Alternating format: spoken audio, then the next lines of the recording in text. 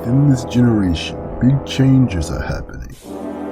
We are currently experiencing an uprising.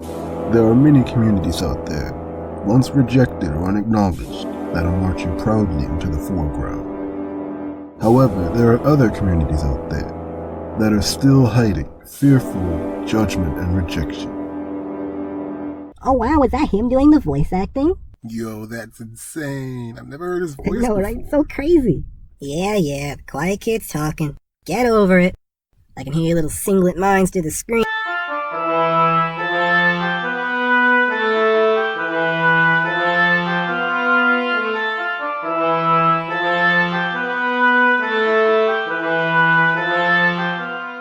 Hello everyone, and I mean everyone. Today's topic will be about help me out here. Thank you so much. Today's topic will be about being plural. What is plurality anyway? Simply put, being a plural system means that you have other sentient beings, which of whom you share a physical form with. In order to help you understand it a little more, picture yourself. You have your own interest, your own personality, and your own self-identity. Now picture a completely different person, who has different interests, a different personality, and identifies as their own separate person. And now picture you two having a conversation in your mind about, high school drama or fashion or whatever you kids like to talk about nowadays.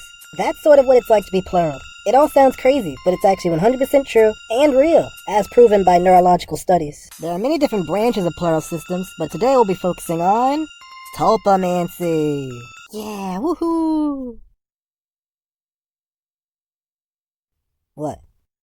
A tulpa is a system mate, which is a being that you share a body with, that is created deliberately by a host. Through communication and constant inclusion, they are able to become sentient and deviate in order to become their own person. They can have their own opinions, develop a personality, and even create their own form.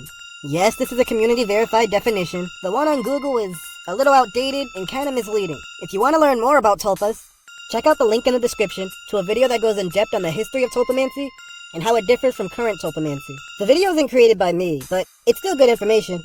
Tulpamancy has more benefits than downsides. However, there are people out there who believe Tulpamancy is a bad practice, which degrades your mental health.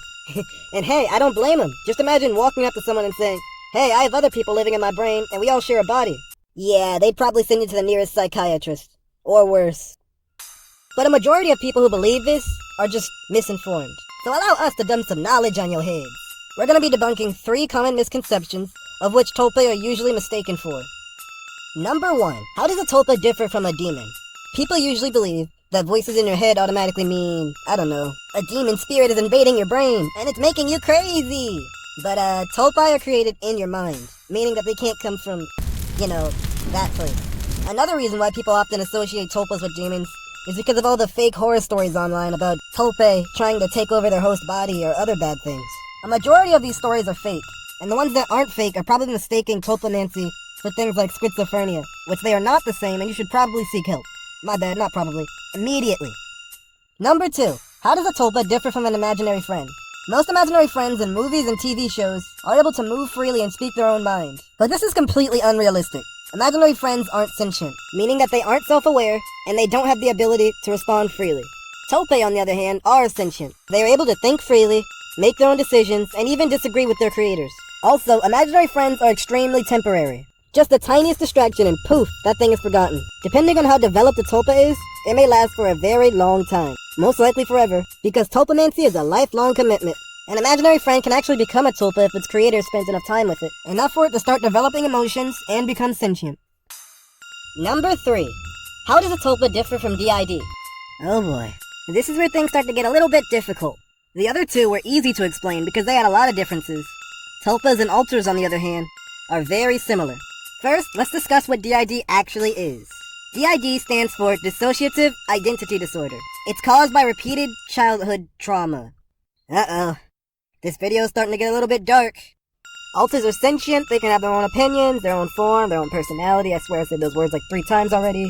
I'm no expert on this, so if you want to learn more about DID, I'll leave a link in the description to one that I think is pretty accurate. So what's the difference between a tulpa and an alter? Well, there are a few differences. First off, tulpas share a memory with their hosts, meaning that anything a host can remember, a tulpa can also, even if the event happened before they were created. But some alters don't share a memory with their hosts. These are known as memory barriers. Next, Tulpa and alters are both able to switch. However, Tulpa need the consent of their host first before they take control. Furthermore, since the host and the Tulpa share a memory, the host is fully conscious while the Tulpa is fronting, meaning that once they switch back, the host can recall everything that just happened. Alters, on the other hand, can switch without the consent of their hosts. And on top of that, since some alters don't share a memory with their hosts, once they switch back, a host has no recollection of what just happened while an alter was in control. Sort of like amnesia. However, Tulpamancy and DID systems are both valued branches of plurality. This video is not made to say that Tulpas are superior to alters in any way. I've met a few DID systems online before, and a vast majority of them are functional, meaning that they are able to live together peacefully as multiple people in one body. Isn't that lovely? And there you have it! We just debunked 3 common misconceptions of which Tulpa are usually mistaken for. But hold on, because I want to take it a step further and let you know what it's truly like to be plural. And what better way to do that than from a Tulpa themselves? That's right, I'm gonna be interviewing my one and only friend. That sounded kinda pathetic. Yeah, you're kinda right about that one. The one, the only, Terry! Hello, Terry. I see you dressed wonderfully for the occasion. Yep, a few less bloodstains than usual. That's wonderful. So I've got a few questions today about being plural. Are you ready for them? Let's hear them. Alright, question 1. What's it like to be a Tulpa? That's a weird question. That's like asking, what's it like to be human? Good point. Question 2. What's your favorite thing about being plural? Obviously, the best thing about being plural is the inside jokes. Oh yeah, those are great. But not so great whenever I laugh out loud and people start to think I'm crazy. That sometimes makes it even funnier. You know what my favorite part about being plural is? My favorite part is quite literally never being alone.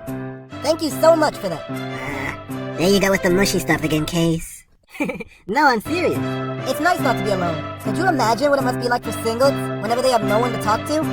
I sure can't, and I've only been plural ever since middle school. Oh, and last question.